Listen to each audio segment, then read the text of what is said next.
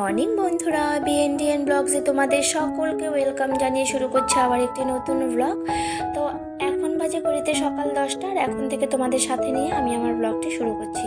তো আগের দিন আমার বরের নাইট ডিউটি ছিল, সে ফেরার পথে অনেকটাই বাজার নিয়ে এসে বললো রান্নাটা তুমি তাড়াতাড়ি সেরে নাও, খুব তাড়াহুড়োর মধ্যে আমাকে এখন আবার বেরোতে হবে। তো সেটা শুনে ভাবলাম যদি রান্নাটা দেরিতে করি তাহলে সে আর খেয়ে যেতে পারবে না। তো বাসি বিছানাটা কোনো রকম তুলে নিয়েছি, সেটা তোমাদের সাথে শেয়ার করে নিই। তো রান্নাটা একদম ভাত বসিয়ে দিয়ে সবজিটা কেটে নিলাম। আর এদিকে দেখো ছেলে আর মেয়েকে নিয়ে সে খেলতে বসে পড়েছে।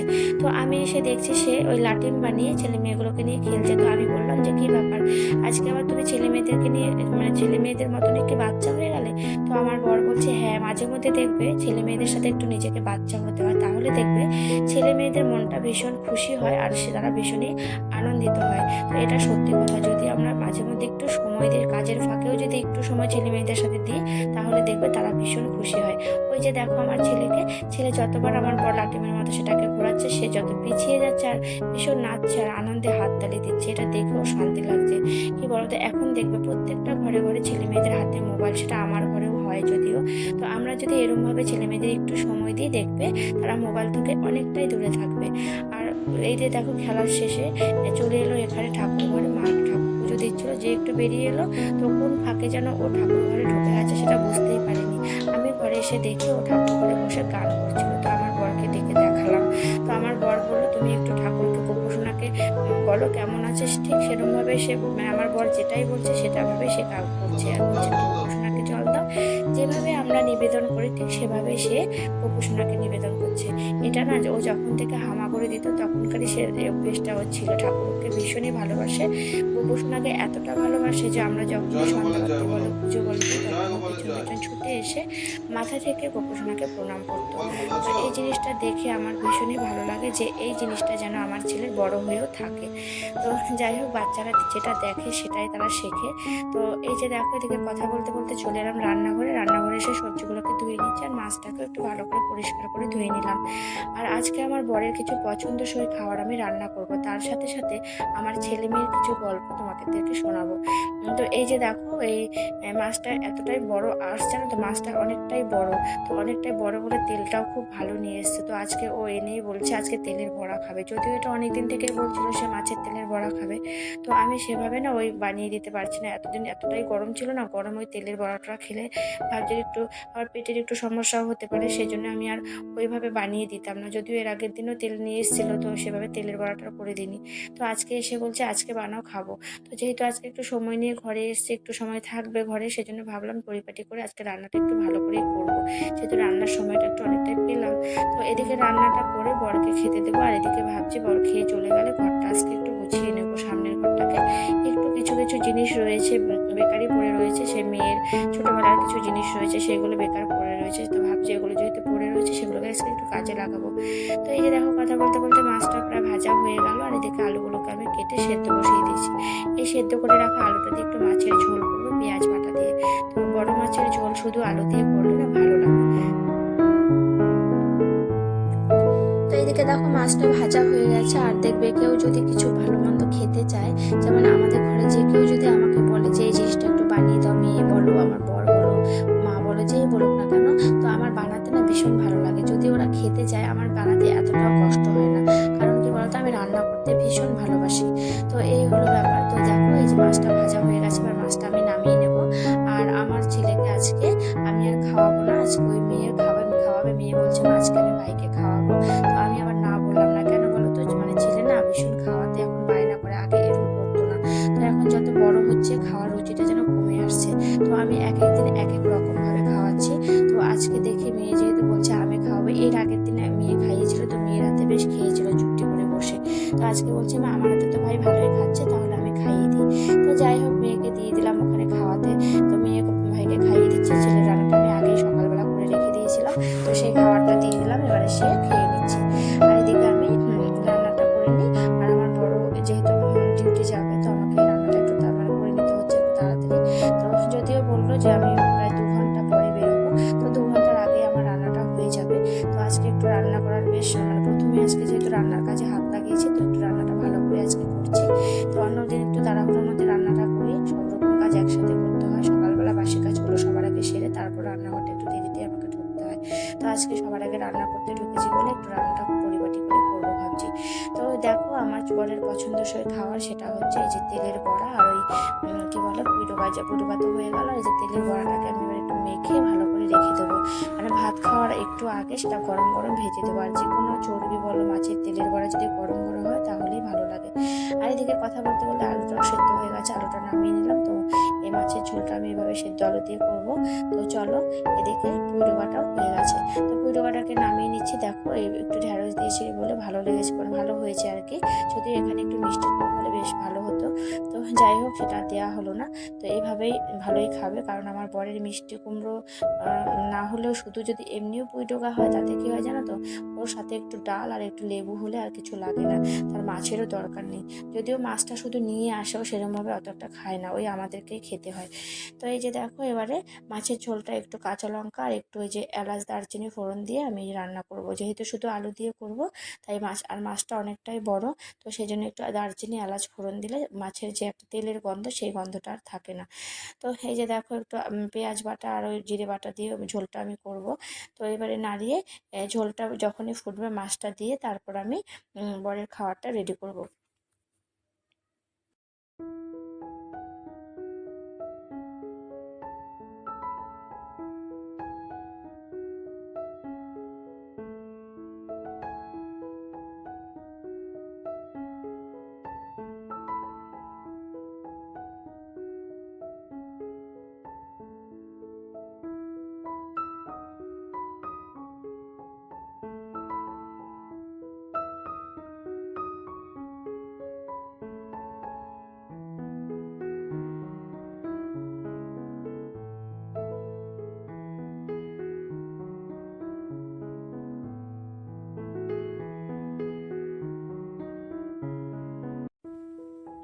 তো এই যে দেখো মাছের ঝোল দিয়ে দিলাম, দিয়ে এবার ঝোলটা ফুটে গেলে মাছগুলো দিয়ে একটু ঢেকে দেবো। আর ওইদিকে দেখো মেয়ে বলছে ভাইকে খাওয়ানো হয়ে গেছে, এবার তাহলে বাবার সাথে আমাকেও খাবারটা দিয়ে দাও। সে ভীষণ খুশি হলো যে ভাইকে আজকে সবটাই সে খাওয়াতে পেরেছে। তো ওই যে ওইদিকে ওর বাবা মানে খেলা দেখাচ্ছে লাটিমটা দিয়ে, আর এদিকে ওই মেয়ে তার মানে ছেলেকে মানে মেয়ে খাইয়ে দিচ্ছে। তো পুরো ভাতটাই সে খেয়ে নিয়েছে বলে মেয়ে ভীষণ খুশি হলো। তো যাই হোক ছেলের খাবারটা হয়ে গেছে, তো মানে ছেলেকে এবার মার নেবে। এবার মেয়ে বলছে তাহলে আমাকেও বাবার সাথে ভাত দিয়ে দাও। তো ঝোলটাকে একটু ঢেকে দিচ্ছি, মাছের ঝোলটা একটু ঢেকে এবার আমি মেয়ে তার বাবার জন্য ভাতটা বেরিয়ে নিচ্ছি। তো ওরা খেয়ে নিয়েছে, আমার বড় খেয়ে ডিউটি চলে গেছে। আর দেখবে ঘরের আসল লোকটা যখন খেয়ে নেয়, মানে বাচ্চারাও যখন খেয়ে নেয় দেখবে তখন যেন কতটা কাজ এগিয়ে যায়। তো এটাই বড় শান্তি জানো তো। এবার মাকে বললাম তুমি খেয়ে নাও, তো মা বলছে না তুমি কাজ সেরে আসো, স্নান করে আসো, একসাথে খেয়ে নেবো। আর ওই যে বললাম তোমাদেরকে আমার কিছু জিনিস পড়ে রয়েছে যেগুলো একদম ব্যবহার করে না আমার মেয়ে, সেই জিনিসগুলো আমি একটু কাজে লাগাবো। আর এই যে টেবিলটা, এটা আমার মেয়ে ওই ছোটোবেলা ড্রয়িং করতো, তো এখন আর প্রয়োজন হয় না বলে এটা তুলে রেখেছিলাম। তো ভাবছি এখন এই গাছটা যেহেতু আমার ঘরে ছিল, তো ঘরের থেকে এই আর্টিফিশিয়াল গাছটা নিয়ে এসে সামনের ঘরে বসিয়ে দিলাম, কারণ আমার ঘরটা একটা স্ট্যান্ড নিয়ে এসেছি, তো সেখানে ফুল রেখে ওই স্ট্যান্ডটা বসাবো। তো এই যে দেখো এদিকে এই যে ঘরটা তুমি ছোট্ট যে খেলনাটা দেখতে পাচ্ছ, মানে এটা হাউস যেটা দেখতে পাচ্ছ, সেটা হচ্ছে আমার মেয়ে সেই ছোটোবেলাকার খেলনা। সেটা আমার বর ডিউটি গেছিলো সে নদিয়াতে, সেখান থেকে নিয়ে এসেছিলো। তো কিছু কিছু পুরোনো জিনিস আমি না ভীষণ মানে যত্ন করে রেখে দিয়েছি, যদিও তো দরজাটা ভেঙে গেছে, তো প্রায় 10 বছর হয়ে গেছে, তো তবুও আমি জিনিসটা ফেলিনি। তো আমার মেয়ের কিছু কিছু জিনিস এখনও স্মৃতি হিসাবে আমি রেখে দিয়েছি। তো এই যে দেখো এদিকে আমি ঘরটা ওই দিকটা পরিষ্কার করে, আর এদিকে আমি এই যে টিভি আর ওই শোকেসের উপরটা একটু ঝেড়ে নিচ্ছি। তো রোজই যেহেতু ঝেড়ে পুছে পরিষ্কার করে, তো সেরকমভাবে একটা ধুলোবালি হয় না, তো হালকা করে একটু ঝেড়ে দিলে পরিষ্কার হয়ে যায়। আর এইদিকে দেখো সকালবেলা এত ফল নিয়ে এসছে, আগের দিনে মৌসুমিগুলো রয়েছে আর কিছুটা কলাও ছিল। তো আজকে মেয়ে অবশ্য আগের দিন বলেছে বাবা লিচু এনো, তো লিচুটা নিয়ে এসে তার সাথে কত বড় একটা তরমুজও নিয়ে এসছে। তো লিচুটা যদিও বেশিক্ষণের জন্য না, ওই বিকেল হতে হতে অর্ধেকের বেশি হাফিস হয়ে যাবে। আর এই তরমুজটা রেখে দেবো, এটা আজকে আর মানে এটা কাটা হবে না, যেহেতু বর চলে গেছে, কালকে তরমুজটাকে কেটে দেবো, তাহলে খেয়ে নেবে। আর এই যে দেখো ফলের ঝুড়িটাকে একটু গুছিয়ে নিলাম। আর এভাবে পাতা সমেত লিচুটা রেখে দিলে লিচুটা বেশ ভালো থাকে, আর পাতাগুলোকে ছিঁড়ে দিলে লিচুটা একদম শুকিয়ে যায়। তো এইভাবেই লিচুগুলোকে রেখে দিচ্ছি। আর কলাগুলো দেখো কেমন শুকিয়ে এসছে। তো আমার মা আবার ছাতু আর কলা মুড়ি দিয়ে খেতে ভীষণ ভালোবাসে। তো ওই কলাগুলো আমাদের বেশিরভাগ সময় ঘরে কলা রাখা হয়। আর আমি কি বলতো, কলা মুড়ি ছাতু খেতে অতটা ভালো লাগে না, আমার ছাতুটাকে শরবত খেতেই ভালোবাসি আমি। আর এই যে দেখো, এই র্যাকটাও আমি বাইরে পড়েছিল, তো এই র্যাকটাকে নিয়ে এসে মুছে ওই ডায়েরি আর কিছু কিছু জিনিস যেগুলো একদমই প্রয়োজন সেরকমভাবে হয় না সেইগুলোকে রেখে দিয়েছি। আর এই যে এদিকে কম্পিউটার টেবিলটাকেও আমি ওই পরিষ্কার করে রেখেছি, কারণ এখন মাঝে মধ্যে রাত্রিবেলা ল্যাপটপটা নিয়ে একটু বসে কাজ করে। তো সে বললো টেবিলটাকে পরিষ্কার করে রাখো, এখানে আর সেরকমভাবে কিছু রাখিনি। আর ওই যে দেখো, এখানে মানি প্ল্যান্টটা রয়েছে, সেটা মাত্র 2টো পাতা ছিল, আর এখন দেখো কতটা পাতা ছড়িয়ে গেছে, অনেকটাই বড় হয়ে গেছে গাছটা। তো এই যে ফ্লাওয়ার ভাসটা, এটা হচ্ছে বাঁশের, এটা আমি রথের মেলার থেকে নিয়েছি, এটা অনেক বছর হয়েছে নিয়েছি, বেশ বিয়ের পর নিয়েছিলাম। তো আর এই যে দেখো এদিকে ফুলটা আমি কিছুদিন আগে নিয়েছিলাম, সেটা হচ্ছে এখানে ওই বৈশাখী মেলা ছিল, সেই মেলার থেকে নিয়েছিলাম। এই হলো, এইগুলো জিনিস সব অনেকটা পুরনো জিনিসগুলোকে একটু গুছিয়ে রাখছে, দেখতেও ভালো লাগছে। আর আমি এগুলো, এই যে হাতে যে মাছটা আমার দেখতে পাচ্ছ কাঠের, এই মাছটাও মেয়ের ছোটোবেলার খেলনা। তো এই জিনিস কিছু খেলনা মেয়ের এখনও রেখেছি আমি বেশ যত্ন করে। তো মেয়ে আবার কিছু জিনিস, যে জামা বলো, ছোট জামা বলো, সেইগুলো ও দেখে আর সব ভীষণ খুশি হয় যে আমি ছোটোবেলায় এরকম জামা পরেছি, আরও ছোট জামাগুলো হাত দেবে আর ভীষণ খুশি হবে। তো এই জায়গাগুলো মুছে একটু পরিষ্কার করে নিলাম। আর এই যে দেখো, গাছের পাতাগুলো খুব সুন্দরভাবে বেরিয়েছে।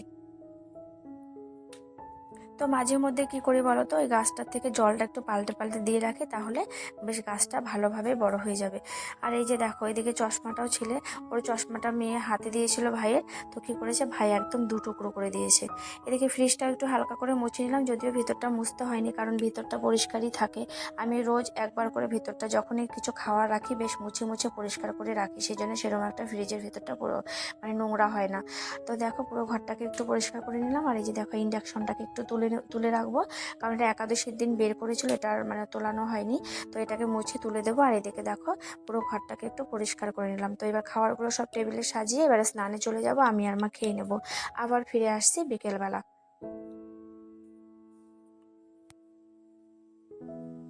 তো গুড ইভিনিং বন্ধুরা, এখন বাজে সন্ধে 5:30। তো এখন চলে এসেছি টিফিন বানানোর জন্য রান্নাঘরে।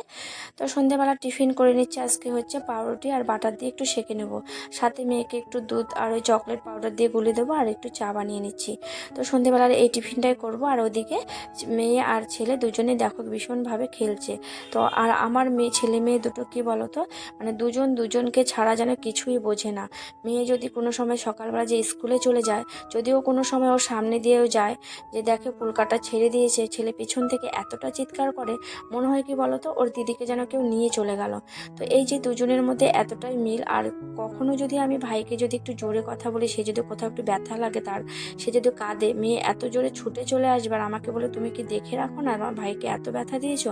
মনে হয় কি বলতো, ভাই ব্যথা পেলে যেন ওই ব্যথা পেয়েছে, এরকম এত একটা ভালোবাসা ভাইয়ের জন্যে। তো দুই ভাই বোনের এতটা মিল দেখে না ভীষণ ভালো লাগে। এই মিলটা যেন ওদের সারা জীবন দুজনের জন্য থাকে। তো এটাই ভগবানের কাছে প্রার্থনা করি। তো আমাদের যদিও সবার ঘরে ছেলে মেয়েরাই কি বলতো ভাই বোনের মিল থাকে, তবু দেখবে একটু হলে মারামারি বা হিংসে, সেই জিনিসটাও কিন্তু ভাই বোনের মধ্যে হয়। আর যত মারামারি, যত খুনসুটি হবে, ভালোবাসা কিন্তু ততই বেড়ে যাবে। তো এখনো অবধি কি বলতো, আমার ঘরে সেই জিনিসটা এখনো নেই। যদিও ভাই কোনো সময় যদি আমি মেয়েকে আদর করি, আমার ছেলে কিন্তু কোনো সময় যে কাঁদেও না, সে এসে মাঝখান থেকে এসে বলবে আমরা সবাই। এই কথাটা শুনে না ভীষণ ভালো লাগে। তো চলো আজকে এখানে আমি ভিডিওটা শেষ করব। আর এই যে টিফিনটা রেডি করে নিলাম, এদিকে কলা দুটোকেও ছুলে নিচ্ছি, আর এই যে 2টো কলা আমি আর মা খেয়ে নেবো। আর এদিকে চা আর ওই দুধটাও নিয়ে গিয়ে মেয়েকে দেবো, ছেলেকে তো খাওয়ানো হয়ে গেছে। তো চলো টিফিনটা করে নিই, আর এখানে তোমাদের সাথে আমি ভিডিওটা শেষ করব। তো সবাই সুস্থ থেকো, ভালো থেকো। আমার চ্যানেলটি যারা এখনও সাবস্ক্রাইব করেনি তাদের বলবো আমার চ্যানেলটিকে সাবস্ক্রাইব করে আমার পাশে থেকো। তো থ্যাংকস ফর ওয়াচিং, টাটা।